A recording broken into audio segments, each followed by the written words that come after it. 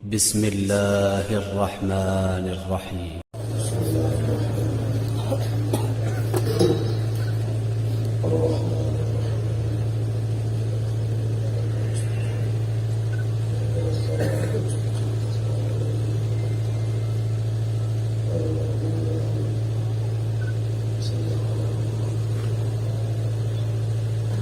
أعوذ بالله من الشيطان الرجيم. بسم الله الرحمن الرحيم. الحمد لله الذي لا يبلغ مدحته القائلون ولا يحصي نعماءه العادون ولا يعدي حقه المجتهدون، الذي ليس لصفته حد محدود ولا نعت موجود ولا وقت معدود ولا أجل ممدود، فطر الخلائق بقدرته ونشر الرياح برحمته، والصلاة والسلام على الرسول المصدق المصطفى الأمجد المحمود الأحمد سيدنا ومولانا ومولى الكونين جد الحسن والحسين علي والقاسم محمد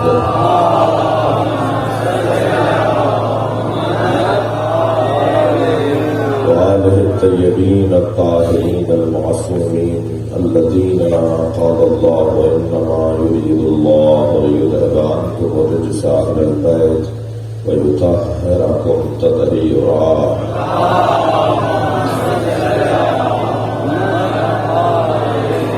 ولعنة الله على أعدائهم أجمعين من يوم عداوتهم إلى قيام يوم الدين. أما بعد، قال الحكيم في القرآن الكريم: بسم الله الرحمن الرحيم. فمن حاجك فيه من بعد ما جاءك من العلم فقل تعالوا ندعو أبناءنا وأبناءكم ونساءنا ونساءكم وأنفسنا وأنفسكم ثم نبتهل فنجعل لعنة الله على الكاذبين. صلوات.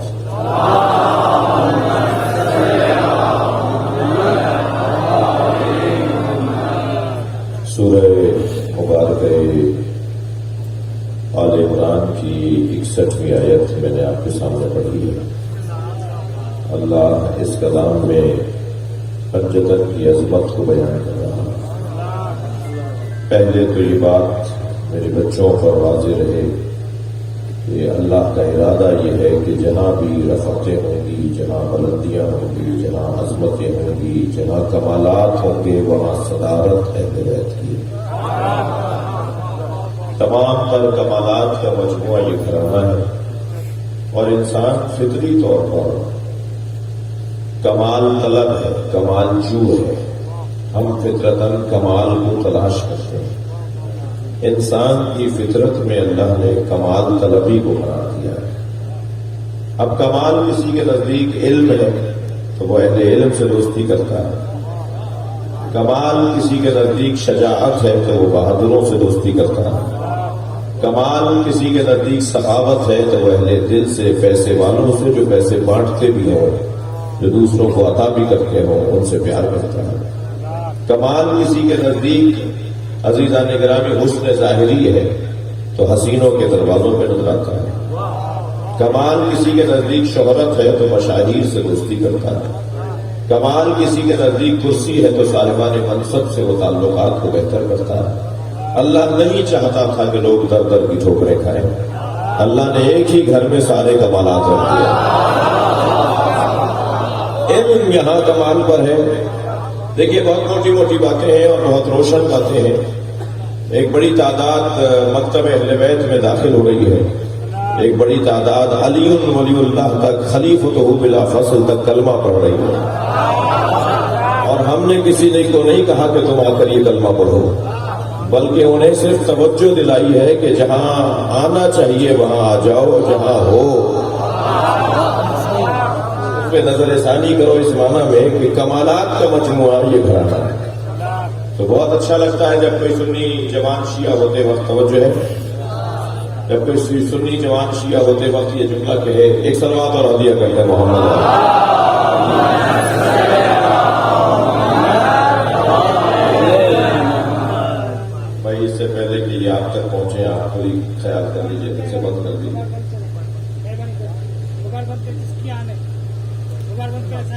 حبیب خدا و خاتم الانبیاء بلندتر صلوات.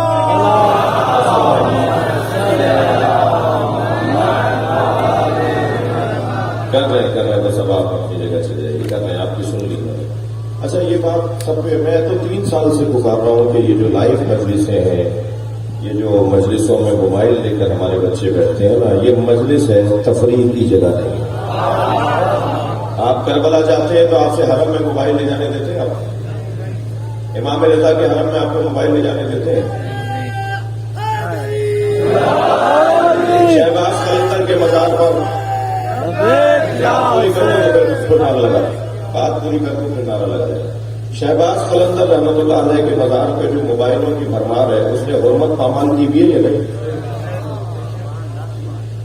فائلز کیا کھینچی جا رہی ہے قلندر کے ساتھ؟ یہ بے ادبی نہیں ہے؟ یہ توہین نہیں ہے قلندر کی؟ شاہ عبد اللطیف بٹائی کے مزار پہ سیلفی کھینچی جا رہی ہے جیسے تمہارا کوئی عزیز ہو، کوئی بڑا بھائی ہو. دنیا کے ولی یہاں جوتیاں سیدھی کرتے ہیں. اگر کسی کو مقام پانا ہو تو وہ یہاں اگر اپنے آپ کو پیش کرتے ہیں. اور یہاں ایک آدمی جسے شاید طہارت بھی کرنا نہ آتی ہے، وہ سیلفی کھینچ رہا ہے قلندر کے ساتھ. ایک سلوات پڑھیں ذرا محمد وعلى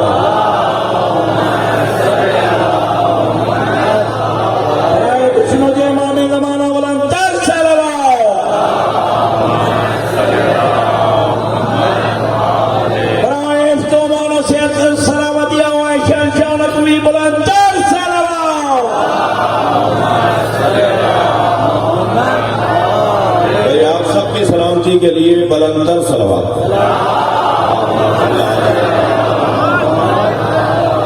مجمع بہت زیادہ ہے، صلوات سب نہیں پڑھ رہے یا تو بہتر نہیں پڑھ رہے، مل کر صلوات علیہ.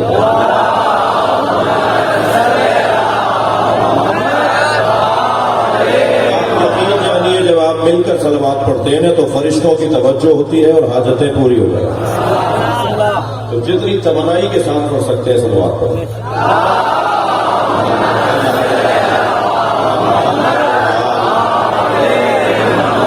اصلی بات پہنچ گئی آپ تک. نہ آپ کے مزاجوں کو خراب کروں، نہ اپنی مجلس خراب کروں. اصلی بات پہنچ گئی ہے کہ مجلسوں کا تقدس، یہ مجلس سے ازا ہے، میلہ نہیں ہے. یہ مجلس سے ازا ہے، یہاں کوئی تفریح کی جگہ نہیں. اور اس مجلس کی بات نہیں کر رہا، مجلس آپ یہاں پڑھنے آئے ہو لیکن پوری دنیا کے لیے پیغام دے رہے ہیں. تو مجلس کا تقدس، ہم سب جوتیاں اتار کے بیٹھے ہیں کہ مولا علی نے جوتیوں کا نام دنیا رکھا ہے. ہم اپنی دنیا چھوڑ کر آئے ہیں. یہ مہنگے مہنگے موبائل اپنی جیب میں رکھیں، یہاں پر عاجز بن کر فقیر بن کر بیٹھے. صلوات پڑھیں محمد وعلى.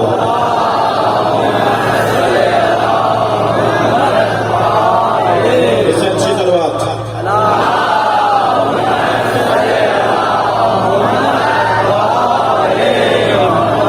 بات آگے بڑھے.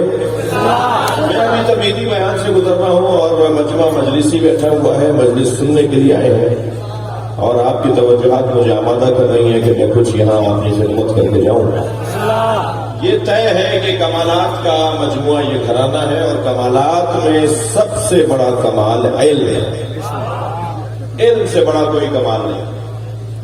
جوان بڑا خوبصورت، آنکھیں بڑی بڑی، ناک اونچی ہوئی، چہرہ کھلا ہوا، پیشانی کتابی، کال اس کے یوسفی، رنگت اس کی محمدی، قد اس کا 6 فٹ کا، اور جس کے اوپر دنیا قربان ہو رہی ہو، جس کا حسن دیکھ کر دکانیں بند ہو جاتی ہوں. اس کا رشتہ کیا ایک بیٹی کے پاس ایک بچی کے لیے، تو بچی کے ماں باپ نے پوچھا کہ پڑھے ہوئے کتنے؟ کہنے لگے انہیں نام بھی لکھنا نہیں آتا.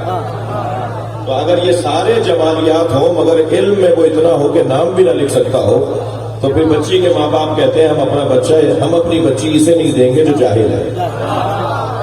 سارا حسن ہو مگر علم نہ ہو تو ہم اپنی بچی بھی اسے دینے کو تیار نہیں ہے. توجہ ہے. لیکن ظاہری طور پہ صورت اچھی نہیں ہے مگر علم میں بہت آگے ہے. تو ہم کہتے ہیں صورت کا کیا کرنا ہے، اصل تو علم ہے جو انسان کو ترقی دیتا ہے. لیکن عزیزوں، میں اور آپ جن کے دروازے پر بیٹھے ہیں نا، وہ حسن و جمال میں بھی ایسے ہیں کہ یوسف جن کا گھڑا بھرے اسے حسین کہتے ہیں.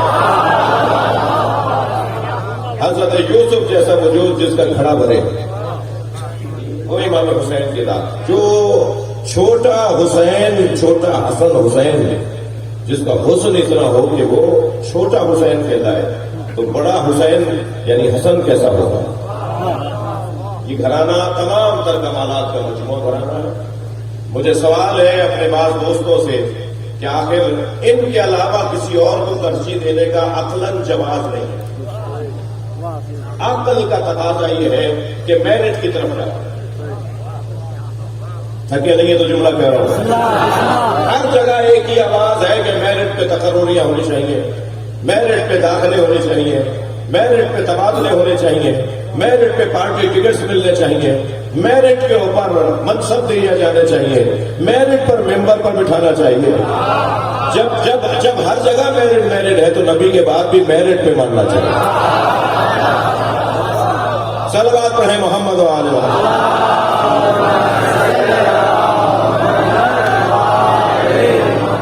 جو میرٹ پر جو شارٹ لسٹ کی جاتی ہے وہ 10 لوگوں کی جاتی ہے. اصلا تھکیں گے نہیں, میں کچھ کہنے جا رہا ہوں. جی وہ نوکری دینی ہے, فلاں کو کرسی دینی ہے, فلاں کو مثال کے طور پہ داخلہ دینا ہے تو شارٹ لسٹ کرو بھائی. 400 بچوں میں سے 400 افراد میں سے شارٹ لسٹ کی, انہوں نے انٹرویو میں انہوں نے فرض کیجیے ریٹن ٹیسٹ میں کلیئر ہوتے ہوئے آ گئے, 10 لوگ رہ گئے. اب بس 10 لوگوں میں 10ویں کو دیں گے آپ کرسی یا پہلے کو دیں گے؟ یقیناً جو زیادہ قریب ہوگا اسے دیا جائے گا. نبی کی کلاس میں بھی 10ویں درجے پہ سلمان, 9ویں درجے پر ابوذر, 8ویں درجے پہ مقداد. عزیزان گرامی, آخری اور سب سے بڑے درجے پر فائز ہو کر سلمان ہے. جب آخری درجہ سلمان کو مل گیا تو سلمان کے مولا کا کون سا درجہ ہے؟ تو بیان کیا جائے گا سلمان تو علی کی محبت کا اظہار کر رہا ہے تو پہلے درجے پر آیا ہے. وہ سلمان کا مولا درجوں میں نہیں آئے گا, بلکہ اس پر ایمان رکھنا, اس سے محبت کرنا ہی سلمان بنا دیتا ہے. تقرریاں, انتخاب, سب سے پہلا عنوان انتخاب.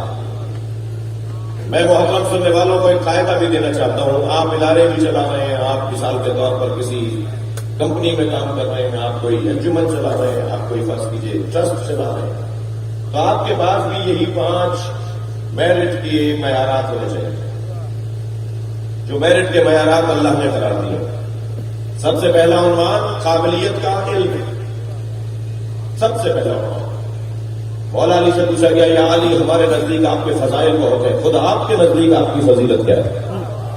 فرمایا میرے نزدیک میری فضیلت یہ ہے کہ اللہ نے مجھے اپنے ساتھ گواہ رسول بنایا ہے, مجھے عالم الکتاب بنایا ہے, مکمل کتاب کا عالم قرار دیا ہے. یہ سب سے بڑا عنوان فضیلت ہے علی مولا کی. اس بچے سے اگر کوئی سنی بھائی پوچھ لے کہ تم مولا علی کو نبی کے بعد سب سے زیادہ افضل کیوں مانتے ہو, تو آپ وہی جواب دیجیے جو قرآن مجید میں حضرت آدم کے افضل ہونے کی دلیل ہے. حضرت آدم کے افضل ہونے کی دلیل, فرشتوں پر حضرت آدم کے افضل ہونے کی دلیل کیا ہے؟ علم. علم کی بنیاد پر فضیلت کی دلیل. بڑی کتاب ہے, بڑی کتاب ہے, روشن موضوع ہے, دعوت کیجیے تو اس کو حساب کریں کہ علی کے علاوہ کوئی اور زیادہ نبی کے بعد عالم تھا. اور 1-2 دفعہ کی بات نہیں ہے, 70 دفعہ تو حضرت عمر نے فرمایا اگر علی نہ ہوتے تو میں ہلاک ہوتا. حضرت ابوبکر نے کتنی مرتبہ فرمایا لم تلد النساء مثل علی بن ابی طالب, کائنات میں کوئی عورت ہی نہیں ہے جس سے علی جیسا بچہ جنا. صلوات پڑھیں محمد و آل محمد.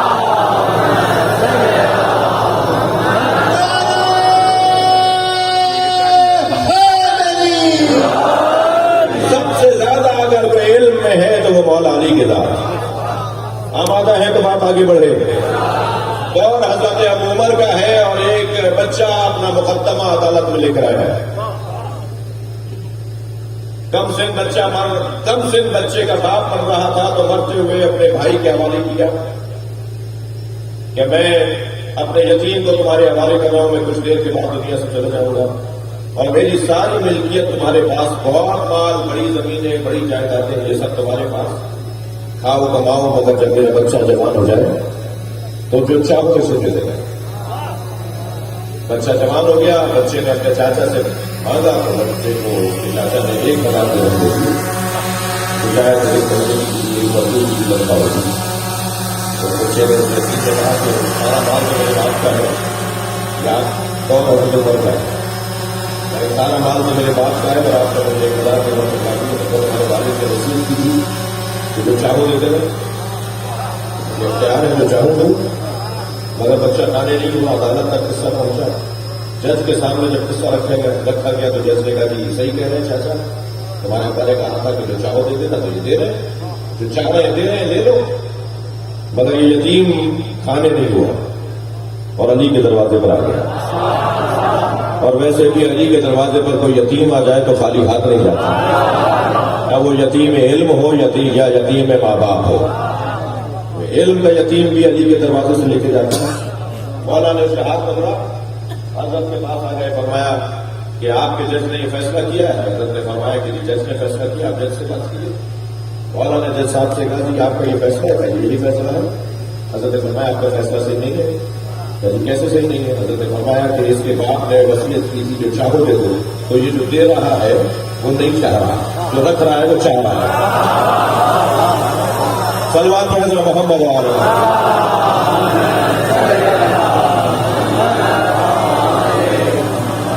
سارا مال جو یہ رکھ رہا ہے وہ اس کے حوالے کر دیا جائے اور 1000 درہم ان کو دے دیا جائے, چاچا کو دے دیا جائے. یہ نہیں چاہ رہے ہیں اس فیصلے کو, جو چاہ رہے ہیں وہ دے دیں. صلوات پڑھیں حضرت محمد علیہ.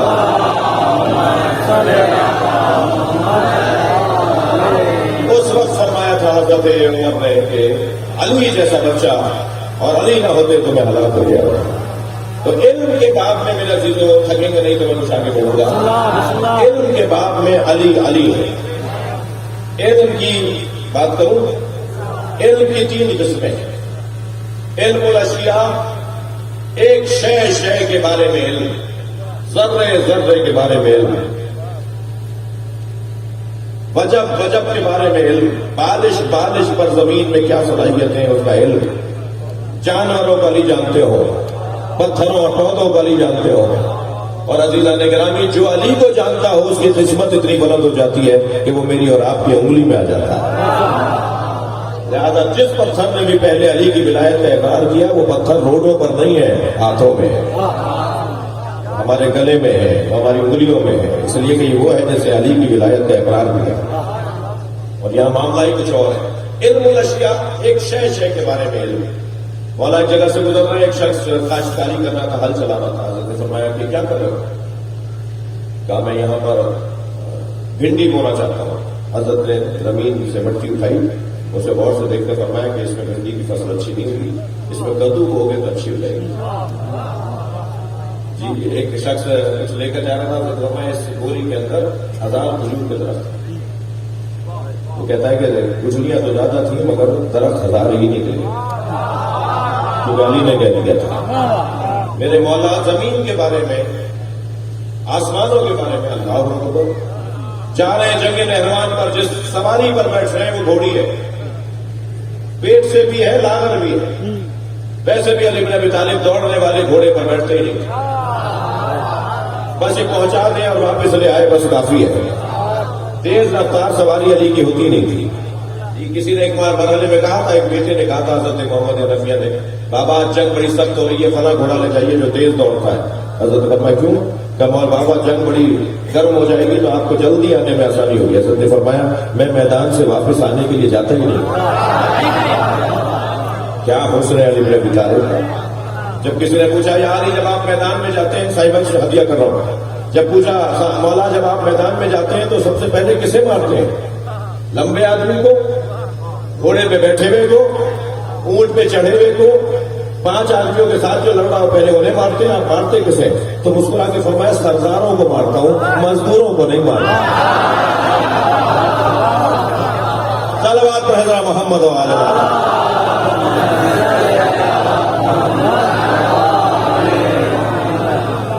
اتنے لوگوں کو خون بہانے 4-5-6 آدمیوں کو مارنے کا کہ جنگ ختم ہو جائے. ہوا تھا نا جنگ صفین میں, مولا نے پیغام بھیجا تھا امیر صاحب کو. حضرت نے فرمایا تھا کہ کیوں اتنے لوگ مروا رہے ہو, تم بھی باہر آ جاؤ, میں بھی باہر آ جاتا ہوں. ہم دونوں لڑ لیتے ہیں, اتنے لوگ تمہاری طرف سے بھی بڑھیں گے, اتنے ہماری طرف سے بھی شہید ہوں گے, تو آ جاؤ میدان میں, ہم دونوں لڑ لیتے ہیں. تو وہاں بیٹھے ہوئے تھے, ان کو مشیر نے کہا تھا یار ان سے پوچھا کہ کیا کہتے ہیں علی؟ کہنے کہ صحیح کہنے چلے جاؤ. ایک مطلب غصے سے انہیں کہا کہ میری کون سی دشمنی نکال رہے ہو؟ جو علی کے سامنے گیا وہ زندہ کب واپس آیا؟ مولا کا انداز میدان میں اترنے کا علی کا انداز پیٹ سے ہے جس سواری پر وہ گھوڑی ہے اور پیٹ سے بھی ہے. اور پیٹ سے بیٹھے کے شخص نے آواز لگائی یا علی نہ جائیے, جنگ آپ کے حق میں نہیں رہے گی, آپ کا ستارہ گردش میں ہے. تھوڑا سا گردن ہلاتے رہیے بات ہے. مجھے اندازہ ہے کہ شاید 1 بج رہا ہے, مگر ہماری زندگی میں تو کبھی شام اور رات آتی نہیں ہے. ہم تو علی والے ہیں, ہماری زندگی میں ہمیشہ فجر رہتی ہے, ہمیشہ صبح رہتی ہے. تھوڑا سا جاگ کر بات کیجیے گا. مولا سے کہنے لگا کہ آپ کا ستارہ گردش میں ہے, آپ نہ جائیے, آپ کی جنگ جیت نہیں پائیں گے. آپ نے دیکھ لیا کچھ لوگوں کا حال آئیں میں کبھی حساب لگاتے ہیں, کچھ لوگ اپنی حدوں سے بھی باہر نکلتے ہیں, انہیں پتہ نہیں ہوتا بات کس سے کر رہے ہیں. ایک شخص نے آ کر میرے مولا رضا سے کہا ظالم کے خلاف قیام کرنا واجب ہے یا نہیں؟ حضرت نے فرمایا واجب ہے. کہنے لگا پھر آپ کیوں نہیں کرتے؟ یہ لہجہ بتا رہا ہے کہ وہ اسی قبیلے کا تھا مگر غیر معتد تھا. امام نے فرمایا نماز ظہر واجب ہے یا نہیں؟ چارج کا وقت تھا, زبردست کے لیے لگائے گا. امام نے فرمایا ظہر واجب ہے یا نہیں؟ کہنے لگا واجب ہے. حضرت نے فرمایا کرو, کہنے لگا وقت نہیں آیا. حضرت نے فرمایا یہی تمہارا جواب ہے, ظلم کے خلاف قیام واجب ہے مگر ابھی ہمارا مہدی نہیں آیا. کہنے لگا کہ ستارہ آپ کا گردش میں آپ سرکار ہو جائے جنگ چلا جائے اور آپ ایسے سے گھروں سے کام کری. ہمارے بھی ستاروں کو جانتا ہے, علم میں علی پہ بات کر رہا ہوں. میرے مولا نے فرمایا ستاروں کو جانتا ہے. کہنے لگا میرا کام ستارہ شناسی ہے. حضرت نے فرمایا بتا وہ کون سا ستارہ جب اپنی جگہ سے حرکت کرتا ہے تو بلندیوں پر ہمارا کیفیت تاری ہوتی ہے. خاموش, بولا نہیں گیا, کچھ جواب نہیں بنا اسے. حضرت نے چل یہ بتا دے وہ کون سا ستارہ جب اپنی جگہ سے ہلتا ہے تو اونٹ پر فلاں کیفیت تاری ہوتی ہے. اس کا جواب بھی نہیں آیا. حضرت نے گھوڑی کی شکم پر ہاتھ رکھ کے فرمایا بتا اس میں نر ہے یا مادہ؟ خاموش ہو گیا. حضرت نے فرمایا تو سامنے کی چیز نہیں بتا سکتا, تو آسمانوں کی باتیں کر رہا تھا. چل اچھا یہ بتا دے میری گھوڑی کے سر کے نیچے کیا ہے؟ پیر رکھے کھڑی ہے, اس کے نیچے میں کھا گیا ہے, اس کے نیچے کیا ہے؟ کوئی جواب نہیں تھا. حضرت نے فرمایا تو آسمانوں کی باتیں کرنا تھا, زمین کو جانتا نہیں. اور سوچ میں جس جنگ پر جا رہا ہوں میں نے ایسی جنگ جیتی نہیں ہے, جیسی یہ جنگ جیتوں گا میں نے ایسی جنگ جیتی نہیں ہے. میں جانے سے پہلے بتا دیتا ہوں 10 شہید نہیں ہوں گے, ان کے 10 بچیں گے نہیں. ان کے 10 بچیں گے نہیں, میرے 10 شہید نہیں ہوں گے. میں ان کے بھاگنے والوں کے نام بھی بتا سکتا ہوں اور اپنے شہید ہونے والوں کے نام بھی بتا سکتا ہوں. اور علی مولا نے ایک جگہ بتا دیا کہ ان کے کون کون ہیں جو بھاگیں گے. تھکے نہیں ہیں عزیزان گرامی. مفتی جعفر صاحب لکھتے ہیں کہ تو افریقہ بھاگے, تو یمن بھاگے, مجھے لگتا ہے تو افغانستان بھی بھاگے. نہیں, پاکستان کی سرزمین امن کی سرزمین ہے. ہم خطے کے اندر امن چاہتے ہیں, ہم کسی سے لڑنا نہیں چاہتے. اور خاص طور پر اگر امن کی کوئی بات کرے گا تو منہ جس کا اچھا ہے وہ علی کے چاہنے والے ہیں, جو جا کے کہیں پھٹتے نہیں ہیں, جو جا کر کسی کو تکلیف نہیں پہنچاتے. میرے جوانوں, میرے بچوں, پیغام لیتے جانا, توجہ. جو قوم رونے کی مشق کرتی ہے وہ کسی کو رلاتی نہیں ہے. سب سے اچھی تصویر دنیا میں حسین کے عزاداروں کی, اور جب میں عزاداروں کی بات کر رہا ہوں تو سنی شیعہ کی بات نہیں کر رہا. اس مجمع میں بھی الحمدللہ ایک بڑی تعداد میں سنی بھائی بیٹھے ہوئے ہیں. ہم تو تھک نہیں رہے یہ کہہ کہ سنی ہماری جان ہے. سنیوں کو بھائی نہیں بولو, اپنی جان لو. بھائی پھر بھی 2 ہوتے ہیں, جان ایک ہی ہوتی ہے.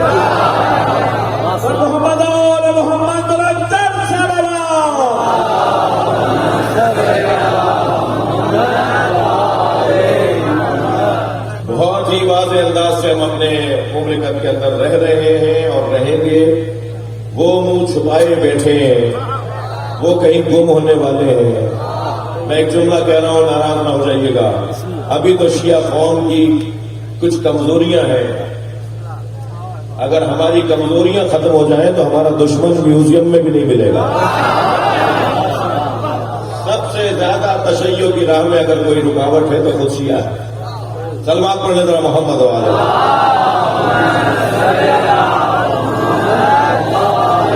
برائے خوشبو دے امام زمانہ بلند تر سلوات.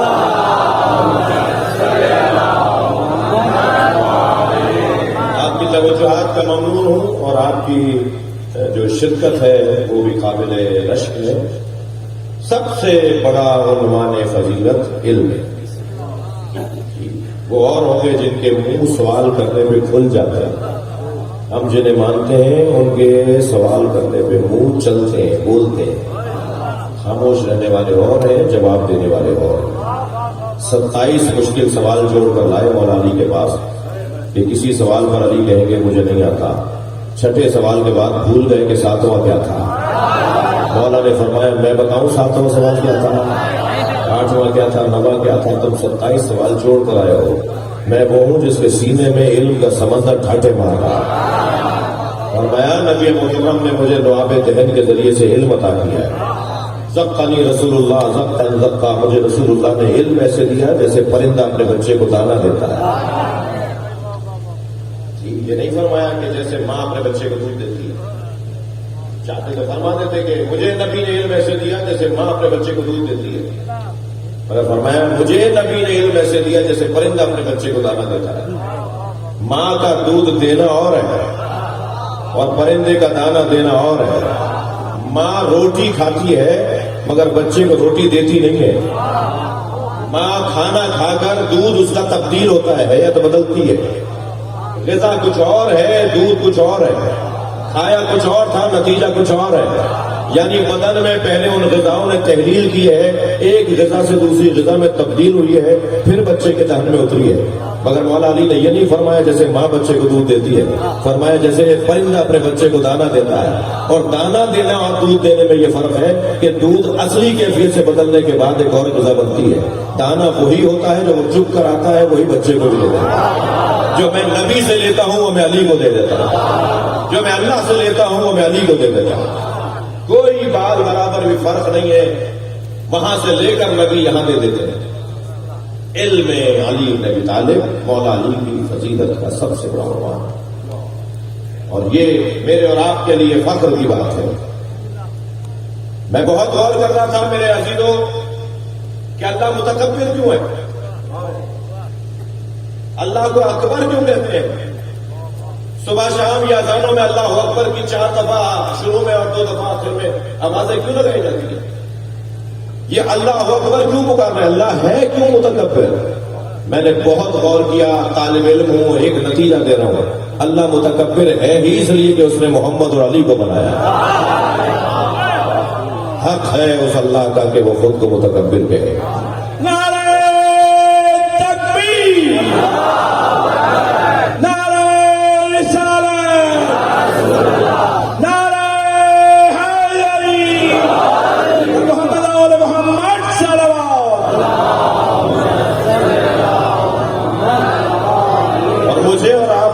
کبھی غرور کرنے کی اجازت ملی نا، اگر مجھے اور آپ کو کبھی غرور کرنے کی اجازت ملی تو بڑی گاڑی کی بنیاد پر اجازت نہیں ہے، زیادہ زمینوں کی بنیاد پر اجازت نہیں ہے، مہنگے کپڑوں کی بنیاد پر غرور کرنے کی اجازت نہیں ہے. صرف اور صرف اگر غرور کرنے کی اجازت ہے تو اس لیے کہ میں علی ولی اللہ پڑھتا ہوں.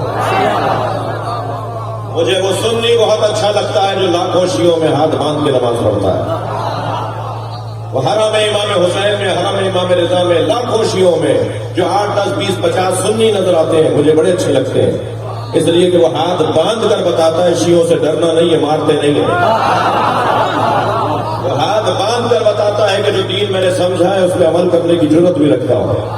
مگر عزیزو جتنا اچھا وہ سنی لگتا ہے کہ لاکھوں شیعوں میں ہاتھ باندھ کے نماز پڑھا ہے، مجھ طالب علم کو اتنا وہ شیعہ برا لگتا ہے جو 4 سنیوں میں ہاتھ باندھ لیتا ہے. ناراض ہو رہے ہیں آپ؟ ہمارے یہاں کا وڈیرا، ہمارے یہاں کا چودھری، ہمارے یہاں کا سیکرٹری، ہمارے یہاں کا وزیر، ہمارے یہاں کا پیسے والا، ہمارے یہاں کا ڈائریکٹر، ہمارے یہاں کا افسر 4 سنیوں میں ہاتھ باندھ لیتا ہے. تمہیں علی کہنے سے شرم آتی ہے؟ تم اگر یہ بتا دو کہ امام جعفر صادق کے فقہ پر عمل کرتے ہو تو شرمندہ ہو. سینہ چوڑا کر کے کوہلی والا ہو. کیا ہوگا بھائی؟ صرف ملاؤں کے مائنڈ سیٹ کا مسئلہ نہیں ہے پاکستان میں، صرف داڑھیوں والوں کے مائنڈ سیٹ کا مسئلہ نہیں ہے پاکستان میں. میں نے پاکستان میں ٹائیوں والے ملا دیکھے، ہم نے پاکستان میں پینٹ شرٹ والے ملا دیکھے، ہم نے پاکستان میں بغیر داڑھیوں والے ملا دیکھے. ملا کیسے کہتے ہیں؟ جس کی لمبی داڑھی ہو. یا ملا اسے کہتے ہیں جو متعصب ہو. ملا اسے کہتے ہیں جو پھر قواریت پھیلائے. ملا اسے کہتے ہیں جو اپنے علاوہ سب کو کافر کہتا ہو. تو ممکن ہے کوئی اور بھی ہو کہ جس کے چہرے پہ داڑھی نہ ہو مگر نظریہ وہ یہی رکھتا ہو. ہمیں ان لوگوں کو پیغام دینا ہے. جب پاکستان قائد اعظم محمد علی جناح نے بنایا تو ظاہر داڑھی تو نہیں تھی قائد اعظم کے چہرے پر. کتا وتا بھی پالتے تھے وہ. اردو بھی بولی نہیں آتی تھی صحیح طرح قائد اعظم کو.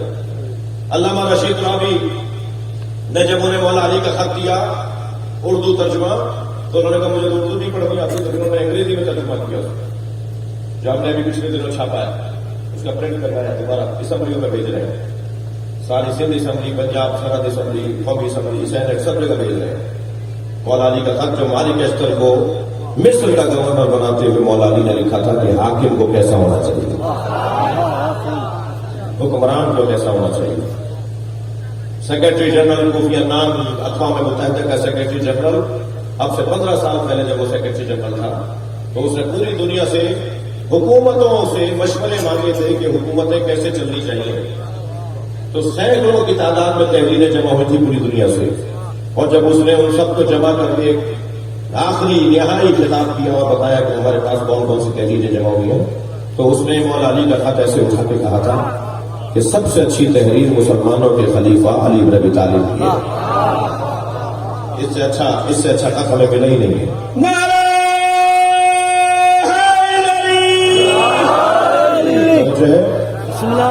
وہ اخبار کی کٹنگ میرے پاس لندن کی بھی موجود ہے، امریکہ کی بھی موجود ہے، کہ جس کے اندر یہ خبر چھپی تھی اس وقت کا ریکارڈ میرے پاس موجود ہے. تو مولا تو یہ ضروری نہیں ہے کہ انسان اگر اس ولیے کا ہے تو ہم اس کو اس کی مذمت کریں اور وہ اس ولیے کا ہے تو بس ہم ساری باتیں اسی پر لگا دیں. نہیں عزیزان کرام، یہ پاکستان ایک سنی نے سوچا تھا، ایک شیعہ نے بنایا تھا. اس ملک میں سنی کا بھی اتنا ہی حق ہے جتنا شیعہ کا ہے. ہم سب مل کر رہنا چاہتے ہیں. نہ سنی مل کر شیعوں کو ختم کر سکتے ہیں، نہ شیعہ مل کے سنیوں کو ختم کر سکتے ہیں. جو کام ہو نہیں سکتا اس کی کوششیں کیوں ہوتی ہیں؟ رہ گئی کچھ تکفیریوں کی بات، تو تکفیریوں کا تو ویسے ہی دانا پانی اٹھ گیا ہے. پاکستان میں تکفیریوں کی کوئی گنجائش نہیں ہے. پیغام پاکستان جو پاکستان کی ریاست نے بنوایا تھا، ریاست پاکستان نے آئین پاکستان کے بعد جو مضبوط ترین تحریر مرتب کی ہے وہ ہے پیغام پاکستان. پورے پاکستان کے تمام مسالک کے علماء کے اس پہ دستخط ہے، اور اس پیغام پاکستان میں صاف لکھا ہوا ہے کہ پاکستان میں تکفیریوں کی کوئی جگہ نہیں ہے. یہ نعرے اب چلیں گے نہیں، برداشت کرنا پڑے گا، لوگوں کو سننا پڑے گا. یا ہمیں دلیل دے کے منواؤ یا دلیل مانو. بات اب علم کی بنیاد پر ہونی چاہیے. توہین کرنا ہم حرام سمجھتے ہیں، خاص طور پر مقدسات اہل سنت کی توہین کرنا ہمارے نزدیک حرام ہے.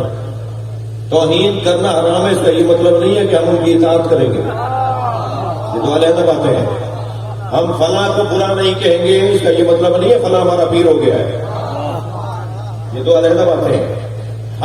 میں ایک جگہ اترا، ایک جہاز سے اترا، اسی ہولیے میں تھا، تو کچھ انگریز میرے سامنے سے گزرے، کہنے لگے یہ کیا پہنا ہوا ہے آپ نے اسی ہولیے میں؟ میں نے کہا جی مسلم اسکالرس کا لباس ہے، مسلم اسکالر کا لباس ہے.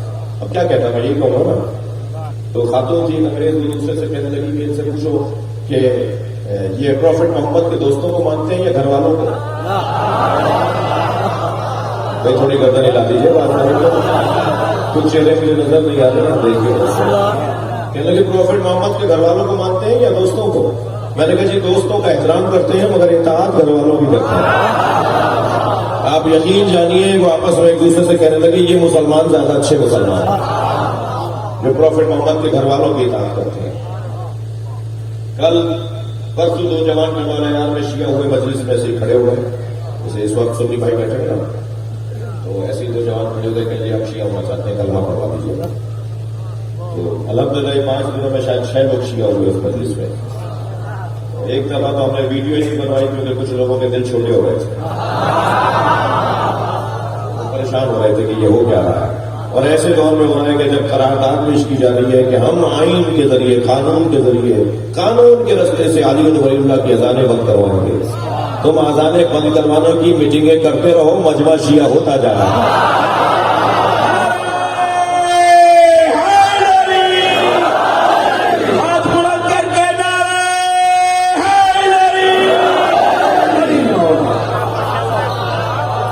کسی کو زور زبردستی پر مسلمان نہیں بنایا جا سکتا، کسی کو زور زبردستی پر مومن نہیں بنایا جا سکتا. اختیار ہے انسان کا، آزادی عقیدہ ہے، آزادی بیان ہے. وہ چاہتا ہے کہ وہ اس عقیدے کو اپنائے، کسی کو کوئی پابندی نہیں ہے. اور عزیزان گرامی بڑے جہاد کی بات ہے. ایک جوان کہنے لگا جی آپ سیدھا سیدھا آپ نے لا الہ الا اللہ محمد رسول اللہ علیہ وآلہ رسول اللہ وخلیفۃ اللہ فصل کو نہیں پڑھوایا. آپ نے تو لمبا پورا اس سے احترام لے لیا، ایک امام کا احترام لے لیا اور بہت کچھ آپ نے مجمع سے کہلوا دیا. ایک صاحب کا مجھے آیا، رابطہ ہوا، کہنے لگے جی آپ سیدھا سیدھا کلمہ پڑھواتے اتنی ساری باتیں کیوں کی؟ میں نے کہا بھائی یہ کلمہ نہیں ہے، یہ حلف نامہ ہے. یہ شہادت گہے الفت میں قدم رکھنا ہے. علامہ اقبال کا شعر سنا رہا ہوں آپ کو. یہ شہادت گہے الفت میں قدم رکھنا ہے. لوگ آسان سمجھتے ہیں مسلمان ہونا. لا الہ الا اللہ کی پریشانیاں کیا کم تھیں جو محمد الرسول اللہ بھی بول دیا، اور محمد الرسول اللہ کی پریشانیاں کیا کم تھیں جو علی ولی اللہ بھی بول دیا. یہ کلمے نہیں ہیں، پریشانیاں مول لینے کا اعلان ہے. اور کوئی ہم سے پوچھے کہ پریشانیوں میں مزہ کیا ہے؟ ہمیں تو جتنی پریشانیاں بڑھتی ہیں علی سے تعلق گہرا ہوتا چلا جاتا ہے. یہ قوم ہی کچھ اور ہے. مولا علی کا مقام تو علی کا مقام ہے. تم نے اگر شیعوں کو پہچان لیا ہوتا تو ڈاکٹر ہو جاتے ہیں، پی ایچ ڈی ڈاکٹر ہو جاتے ہیں. ایک صاحب ہو کر گئے پاکستان سے، ہمارے اوپر تحقیق کر بھی گئے، اور جانے کے بعد انہوں نے ڈاکٹریٹ کی سند بھی لی ہے. تو ہم پہ اگر کوئی تحقیق کرے تو ڈاکٹر ہو جاتا ہے. تمہیں ہمارے کالے کپڑے سمجھ میں نہیں آ رہے؟ خانہ کعبہ کا غلاف سمجھ میں آ رہا ہے؟ تمہیں ہماری سبیلیں سمجھ میں نہیں آ رہی؟ مکے سے زمزم لا لا کے بانٹتے ضرور ہو، وہ جو ہے بات کی. تمہیں بازارات میں جانا بدعت نظر آتا ہے اور حتیم میں جا کر حاجرہ اور اسماعیل کی قبروں کا طواف کرتے ہو. اللہ کو بھی خوب منوانا آتا ہے. تم پسند سے مان لو ورنہ اللہ خود منوا دے گا. صلوات پڑھنے ذرا محمد والے.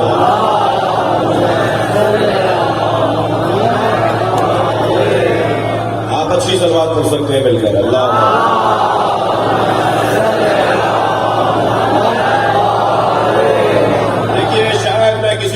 زیادہ بڑا سنی خود ہوں. جی الحمدللہ میں بارہا کہہ چکا ہوں، میں شہنشاہ حسین نقوی سنی ہوں. یہ جو پریشانی بڑھ رہی ہے نا کسی کو، کچھ ہماری باتوں کی وجہ سے بڑھ رہی ہے. یہ توقع ہی نہیں تھی انہیں کہ ہمارا طریقہ واردات کیا ہوگا.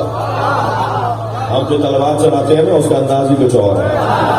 ہماری تلوار میں دھار کی ضرورت نہیں ہے، زبان میں چاشنی کی ضرورت ہے. جو پیار سے تبلیغ ہو سکتی ہے، جو پیچھے بولوں سے تبلیغ ہو سکتی ہے، جو گلے لگا کر تبلیغ ہو سکتی ہے، جو کسی کو مسکرانے سے تبلیغ ہو سکتی ہے، وہ کسی اور چیز سے نہیں ہو سکتی. پیار سے بات کرو، مسکرا کے بات کرو.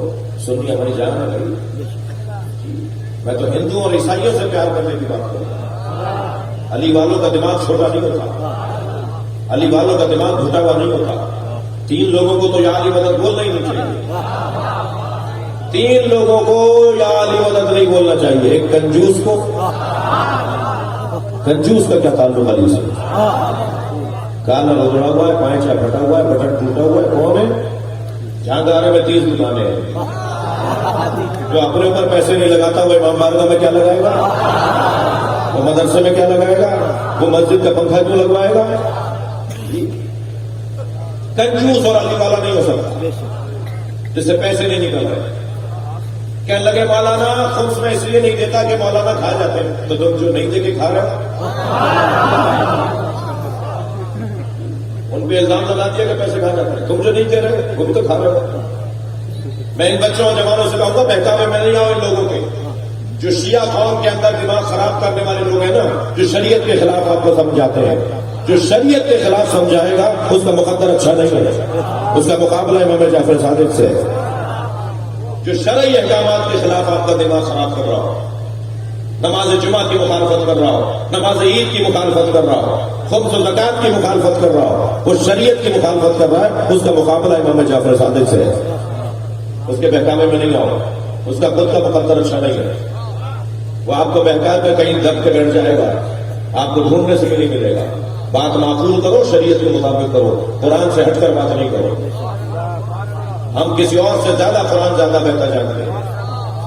یہ شرمندگی کی بات ہے کہ اگر کسی شیعہ پر الزام لگا جائے کہ وہ قرآن کے خلاف بات کرتا ہے، ہم سے زیادہ قرآن کوئی اور نہیں سمجھے گا، اس لیے کہ قرآن وہاں اترا ہے جہاں ہم جا کے کھڑے ہوئے ہیں۔ ہم اہل بیت کے ماننے والے ہیں اور قرآن اہل بیت کے گھر میں اترا ہے۔ ہم انہیں مانتے ہیں جو لوح محفوظ کا مطالعہ کرتے ہیں، ہم انہیں مانتے ہیں جو تقدیریں بدل سکتے ہیں۔ ہم سے زیادہ شریعت کی پاسداری کوئی اور نہیں کرے گا، کرے گا بھی تو غلط کر رہا ہوگا، اور ہم کریں گے تو ٹھیک کر رہے ہوں گے۔ تو اگر کوئی بہکا رہا ہو نا آپ کو کہ یہ فلاں کا فلاں کا، نہیں آؤ اس کے بہکاوے میں، معقول بات کرو، وہ بات کرو جو آپ ٹی وی پہ بھی کر سکیں، وہ بات کریں جو آپ اپنے مخالفوں کے سامنے بھی کر سکیں، جو بات آپ سب کے سامنے میں کر سکیں وہ آپ یہاں کیوں کر رہے ہیں؟ توجہ ہے؟ لہٰذا میرے عزیزوں، میرے بچوں، میرے جوانوں، تم سے میں بات کر رہا ہوں، وہ جو کچھ دیر کے لیے مجھے اگر ناراض ہو تو معاف کر دیں۔ میں تم بچوں سے بات کر رہا ہوں، تمہیں جیب خرچیاں ملتی ہیں، تم ٹیوشن پڑھاتے ہو کچھ پیسے بچا لیتے ہو، تم نوکری کرتے ہو کچھ پیسے بچا لیتے ہو، اپنے بچے ہوئے پیسے میں سے خمس نکالو اور اپنے علاقے کے اندر غریب سیدوں کا خیال کرو، اپنے علاقے کے اندر مسجد امام بارگاہ مدرسے کا خیال کرو۔ امام بارگاہ کی دیوار اگر گر رہی ہو تو کسی سے مانگنے نہیں جاؤ، اپنے خمس کے پیسے سے امام بارگاہ کو صحیح کرواؤ، مسجد کو صحیح کرواؤ۔ علم کا چیا خراب ہو رہا تھا، علم کا چبوترا خراب ہو رہا تھا، ٹائلیں لگواؤ۔ کہاں سے لگوا رہے ہو؟ خمس نکالنا ہے۔ کتنا اچھا منظر بن جائے کہ پورے پاکستان کے، پوری دنیا کے شیعہ جی بولتے ہو کہ ہم خمس نکالتے ہیں، ڈھونڈنے سے کوئی علی والا غریب نہیں ملے گا۔ وہ جو ہے کنجوس اور علی والا، جسے پیسے نہ نکلتے ہو علی والا۔ دوسرا وہ بندہ جسے یا علی مدد کہنے سے پہلے 4 دفعہ سوچنا چاہیے، وہ ہے بزدل۔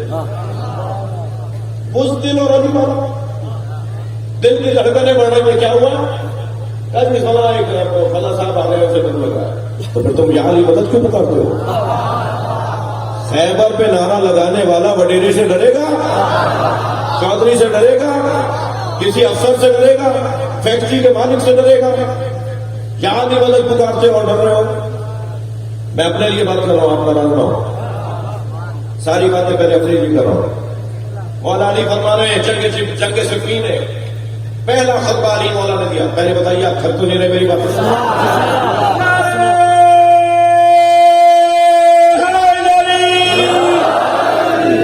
خطبہ دے رہے ہیں، پہلا خطبہ جنگ صفین شروع ہونے سے پہلے علی مولا خطبہ دے رہے ہیں۔ فرماتے ہیں یہ جو سامنے شام سے لشکر آیا ہوا ہے یہ تمہارا دشمن نہیں ہے۔ تو ایک علی کا چاہنے والا گھوڑے کی پشت پہ کھڑا ہو گیا تاکہ دور سے مولا کو نظر آ جائے، آواز لے کر کہنے لگا یا علی یہ ہمیں مارنے آئے، یا علی یہ ہمیں مارنے آئے۔ آپ فرما رہے ہیں ہمارے دشمن نہیں ہیں؟ مولا نے فرمایا یہ تمہارے دشمن نہیں ہے، تمہارے اندر کا خوف تمہارا دشمن ہے۔ اندر سے خوف نکال دو پھر کوئی تمہارا دشمن ہی نہیں ہے۔ میں ان بچوں اور جوانوں کو نسخہ دے رہا ہوں، مولا علی کا دیا ہوا نسخہ ہے جی، شفا خانہ ہے حسین کا، یہاں نسخے ہی ملیں گے۔ ان بچوں کو جو نسخہ دے رہا ہوں، مولا فرماتے ہیں جس چیز سے ڈر لگے اسی کام کو انجام دو، تمہارا خوف نکل جائے گا۔ سوچتے چلے جائیے، ہر ایک شخص کو ایک چیز سے خوف آتا ہے۔ میں نے بچپن میں کوئی 6 سال کی عمر کی ایک اور مولا کا سن لیا، کسی مولا کا ساتھ رات 12 بجے قبرستان چلا گیا، 3 دن تک وہ بخار رہا مجھے، لیکن پھر اس کے بعد کے مزے آج تک لے رہا۔ ذرا صلوات پڑھیں محمد والے۔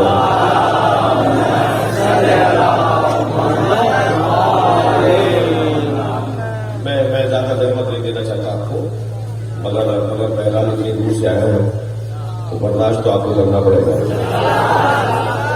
سننا تو پڑے گا۔ ڈرنا نہیں ہے، خوف نہیں کھانا، معقول بات کرنی ہے، منطقی گفتگو کرنی ہے، کسی سے کوئی خوف نہیں ہے. یہ جو لمبی لمبی باتیں کر رہے ہیں بیٹھے ہوئے ہیں، ان سے کوئی ڈر نہیں ہے، کسی سے کوئی ڈر نہیں ہے. الحمدللہ کسی سے کوئی ڈر نہیں ہے. یہ بھی جو میرے ساتھ 8-10 گاڑیاں آئی ہیں یہ محبت میں لوگوں کے آئے ہیں، اور یہ لوگ بھی جانتے ہیں کہ میں سائیکل بھی چل کے جا سکتا ہوں، مجھے کوئی خوف نہیں ہے. حیثیت میں تو ہم مولا حسین کے فقیر ہیں، ہماری کوئی حیثیت نہیں ہے. فقیروں کی اولاد ہے، قلندریوں کی اولاد ہے.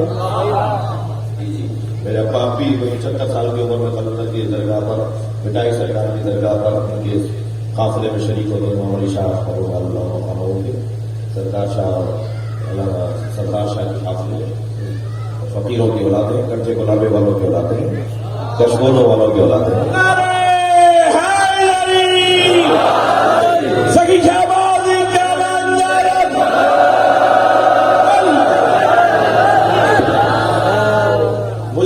مجھے عزیزان گرامی وہ ملنگ بڑا اچھا لگتا ہے جو گھنٹے گلابے ڈال کے ڈنڈا اٹھا کے کشمول اٹھا کے گلی کوچوں میں کہتا ہے علی کا پہلا نمبر. جہاں میں مولوی نہیں پہنچ پاتا وہاں یہ ملنگ پہنچ جاتا ہے اور جا کے پیغام تو دے کر آ جاتا ہے.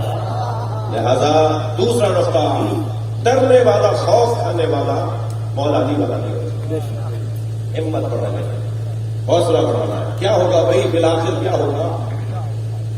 یہ کیا ہوگا؟ مار دیں گے. ہم تو ڈھونڈ رہے ہیں کہ کوئی موت علی کے نام پر آ جائے. اور کیا ہوگا؟ بہت واضح طور پر دو جملے کہنا چاہتا ہوں. مجلس جانداروں کو پڑھ رہا ہوں لیکن پیغام پوری دنیا کے لیے دے رہا ہوں.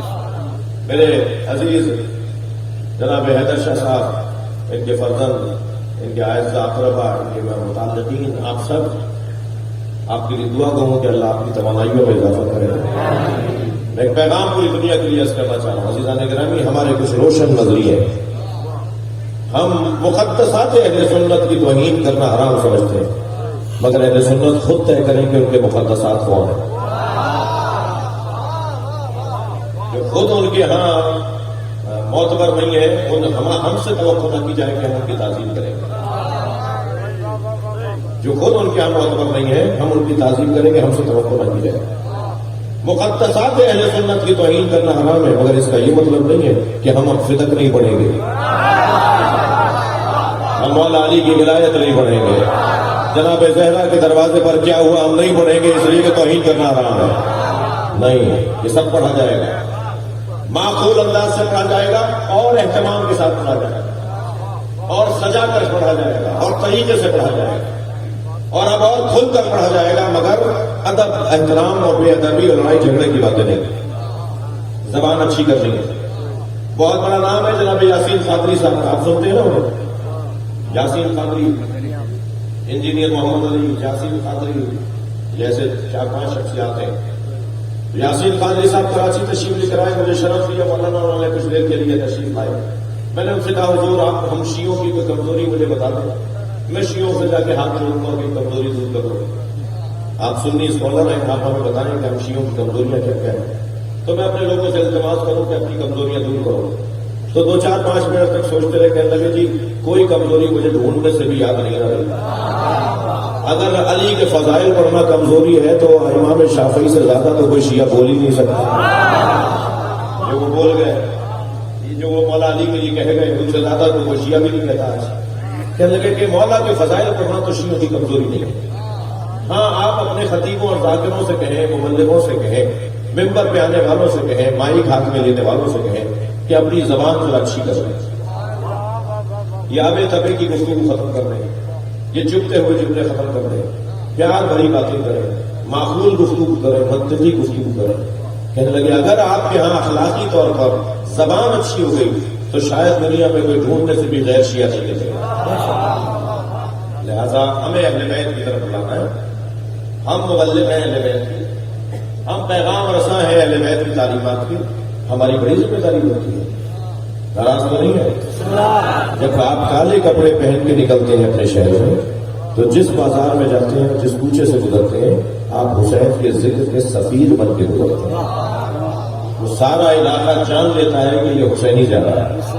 میں 2 گھنٹے تک اگر گلاب بیچنے والے کی دکان پر بیٹھوں تو 4 گھنٹے تک میرے اندر سے گلاب کی خوشبو آتی ہے. جو 70 سال سے حسین حسین کر رہا ہے اس کے کردار میں حسینیت کیسے نہیں ہوگی؟ خود بخود کا مسئلہ ہے. اور الحمدللہ اثر بڑھتا جا رہا ہے. ماضی کی نسبت توجہ ہے، ماضی کی نسبت آج ہمارا بہتر ہے اور آج سے انشاءاللہ کل بہتر ہوگا. مستقبل بہتری کی طرف ہے اور اس کا سبب ہے توجہ بڑھاتے چلے جائیے، خود بخود بہتری آتی چلی جائے گی. سب سے بڑا عنوان فضیلت مولا علی کا علم علی. جی رضا پاس تشریف لائے ہیں. اور محمد بلندر صلوات.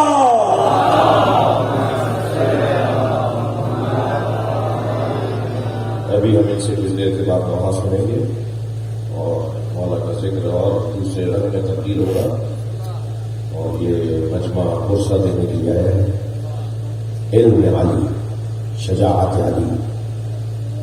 دوسرا مقدمہ جسے علی علی نہیں کہنا چاہیے وہ ہے بزدل اور علی والا ہو نہیں سکتا. اور تیسرا جسے علی علی کہنے سے پہلے 4 دفعہ سوچنا چاہیے وہ ہے تنگ نظر. گھٹے ہوئے دماغ والا علی والا نہیں ہوتا. تنگ نظر، چھوٹی چھوٹی باتوں پر لڑنے والا، ذرا سی باتوں پر. بھائی بیریئر تم نے خود سے بنائے ہوئے. ہماری منزل تو بہت دور ہے، یہ بیریئر ہٹاؤ تاکہ جلدی پہنچے. چھوٹی چھوٹی باتوں پر لڑنے والا، تنگ نظر. میں ایک جملہ کہہ رہا تھا جس کی خاطر میں نے اتنی بڑی تکلیف مان لی. سنی تو ہماری جان ہے، میں تو ہندو اور عیسائیوں سے پیار کا پیغام دوں گا. اس مجلس میں بھی ہندوؤں کو کسی نے روکا نہیں آنے سے. جی کسی نے کھڑا حیدر شاہ صاحب نے کھڑا نہیں کیا کسی کو دروازے پر کہ شناختی کارڈ دیکھو یہ سنی آ رہا ہے، یہ شیعہ، ہندو آ رہا ہے، یہ مسلمان. یہ حسین کا خیمہ ہے، ہر آنے والے ہو کے لیے کھلا ہوا ہے. جو چاہے صلوات پڑھے محمد والے.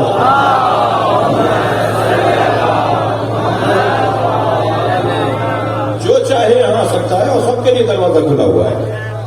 میرے مولا علی کی تعلیم رکھنے والے توجہ، علی کا دروازہ کسی غیر مسلم کے لیے بھی بند نہیں ہوتا تھا. ہمیں بہت وسعت قلبی کے ساتھ مالک میں تمہیں جہاں گورنر بنا کر بھیج رہا ہوں وہاں 2 طرح کے تمہارے بھائی ہیں. یا دین میں تمہارے بھائی ہیں یا انسان ہونے میں تمہارے بھائی.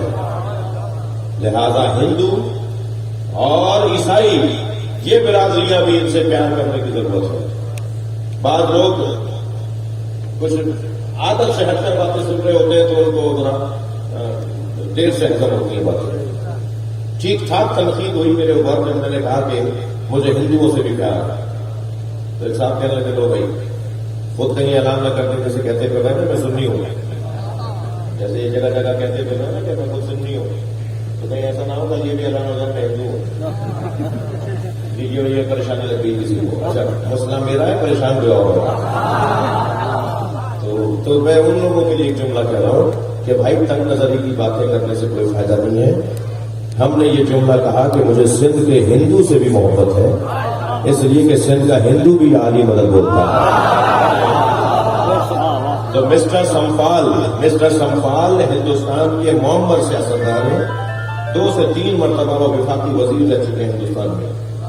انہوں نے جناب خاطب حسین شاہ صاحب کو جو فتح شاہ صاحب کے والد میر بخار سے جو قومی صوبائی اسمبلی کے ممبر ہیں لطفِ شاہ، ان کے والد خاطب حسین شاہ کو انہوں نے پیغام دیا، میسج دیا جو انہوں نے پھر مجھے دیکھا جا کے یہ پیغام دے دو شہنشاہ حسین نقوی کو، مسٹر سمفال کا ہندوستان سے پیغام. سندھ کے ایک ہندو نے بھی مجھے فون کیا کہ آپ کا یہ جملہ سن کے میں نے اپنے پوتے کا نام علی آنند رکھ دیا.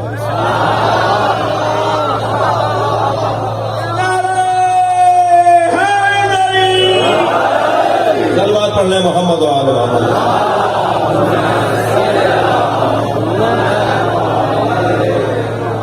کیا نقصان ہوا بھائی میرا؟ ہمارا کیا نقصان ہو گیا؟ ہم نے ایک گھر میں علی پہنچا دیا اور مسٹر سمفال اللہ ان کو زندگی عطا فرمائے، انہوں نے مجھے پیغام دیا اور شروع یہاں سے کیا کہ آداب کر کے انہوں نے شروع کی بات اور کہا شہنشاہ حسین نقوی کو میرا آداب ہو. اور انہیں جا کر یہ کہہ دو کہ یہ جو گفتگو انہوں نے کی ہے یہ 2 ثقافتوں کو جوڑنے کی گفتگو ہے. تنگ نظری نہیں ہونی چاہیے. پیار کریں، محبت کریں اور سچا پیار کریں، دکھاوا اور بناوٹ نہیں. جی دکھاوا بناوٹ نہیں. ہم سنیوں سے اتحاد کا جو نعرہ نہیں لگاتے، عمل کرتے ہیں. ماشاءاللہ نجف کے اندر کوئی سنی نماز پڑھ رہا ہو، اسے پڑھ کر لوگ احترام کر رہے ہوتے ہیں. ایک سنی جوان کہتا ہے کہ میں مشی میں گیا کربلا، نجف سے کربلا مشی میں تھا، فلاں ایک تبرک بٹ رہا تھا، میرا دل کر رہا تھا یہ کھاؤں مگر وہاں رش بہت تھا اور ہمارا قافلہ آگے بڑھ جاتا اگر میں اس تبرک کی لائن میں لگ جاتا. تو ایک سنی ایک شیعہ دوست نے مجھے کہا کہ گھبراؤ نہیں، پریشان نہیں ہو، دور سے آواز لگاؤ میں سنی ہوں، پھر دیکھنا رنگ کیا بنتا ہے. تو وہ لبنانی تھا جو بانٹ رہا تھا نا، تو اس نے دور سے آواز لگائی نا سنی. وہ سب کو چھوڑ کر آ گیا کشت لے کر کہ پہلے تم کھاؤ. یہ عمل ہے بھائی، ہم پیار کرتے ہیں سنیوں سے، یہ عملی طور پر اس کا مطالبہ ہے. ہم اس ملک کے اندر سب کے ساتھ رہنا جینا چاہتے ہیں اور اپنے عقیدے کو بیان کرنے کا قانونی اور شرعی اور انسانی اور فطری حق رکھتے ہیں اور بڑے ہی اطمینان کے ساتھ ہم اپنے عقیدے کو بیان کر رہے ہیں. ہم سے دلیل مانگی جائے اور دلیل مانگے بغیر ایک طرفہ فیصلہ کرنا یہ کسی ذمہ دار کی ذمہ داری کی دلیل نہیں.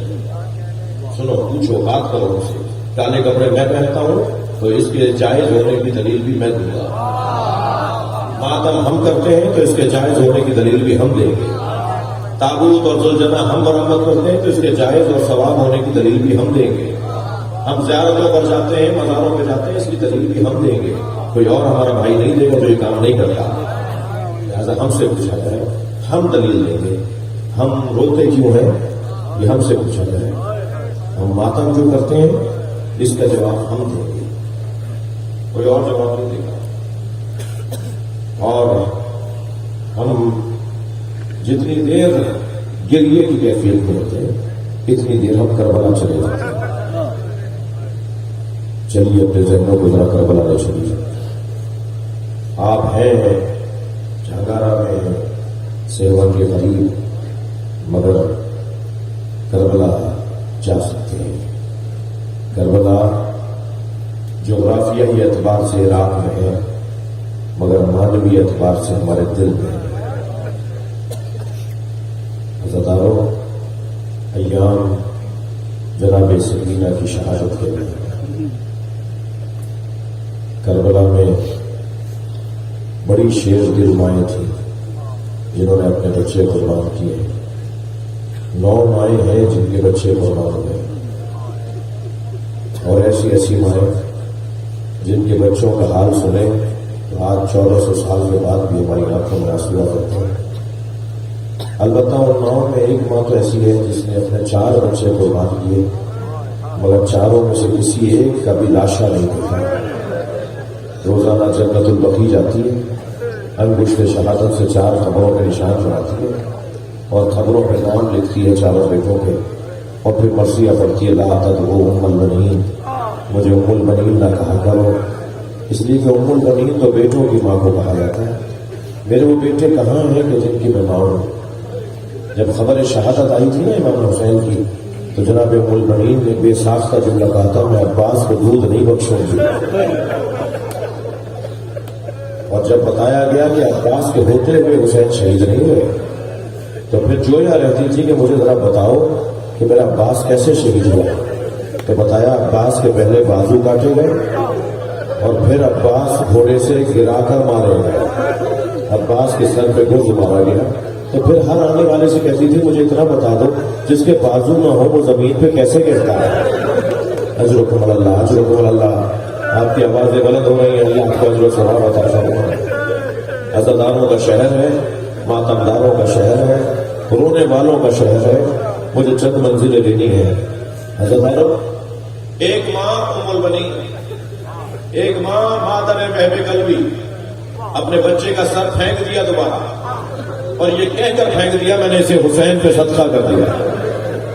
ایک ماں وہ جس کا بیٹا علی اکبر ہے.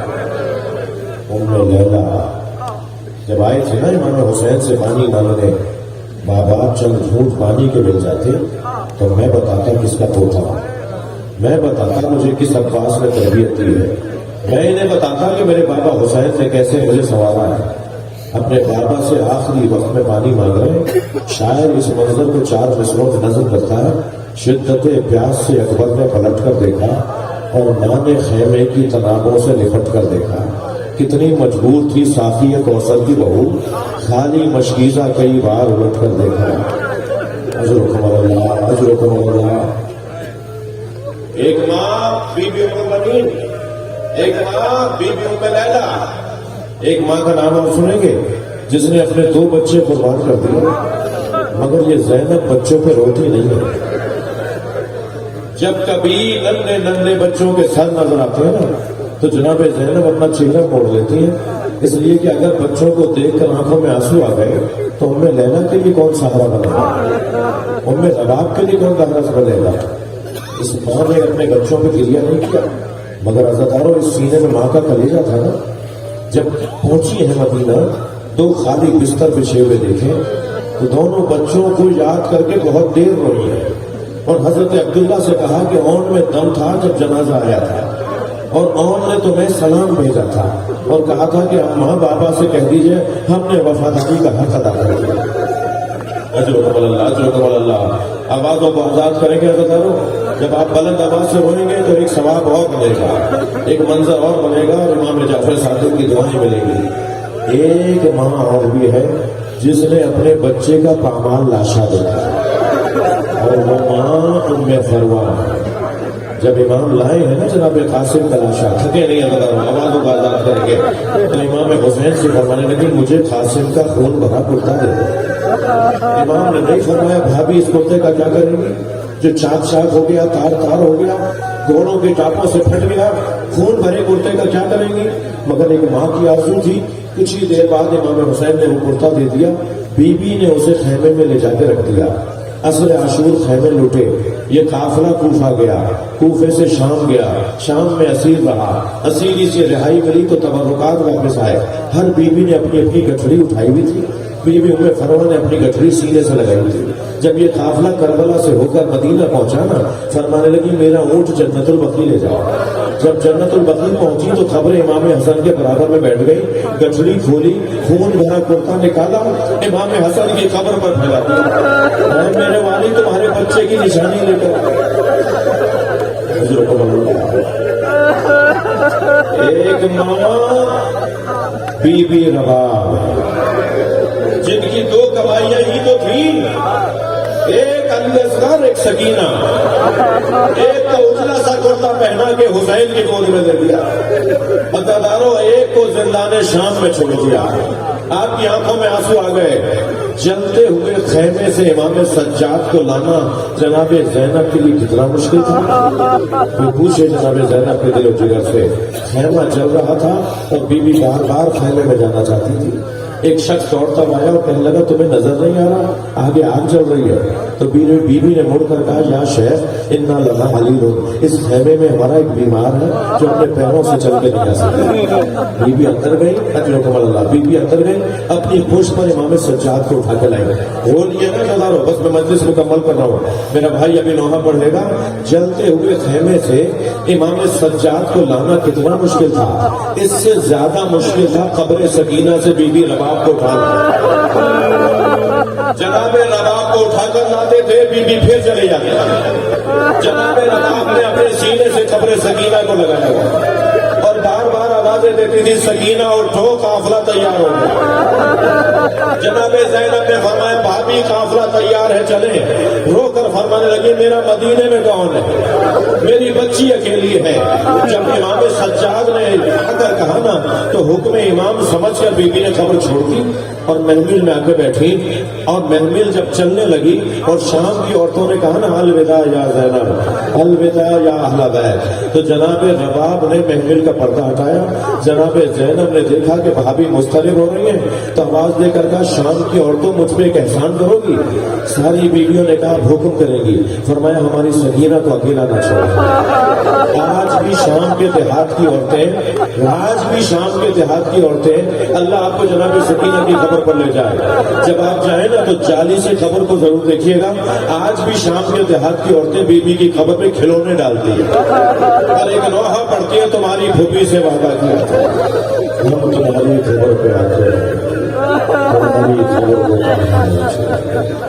اللہ لعنت اللہ یا حسین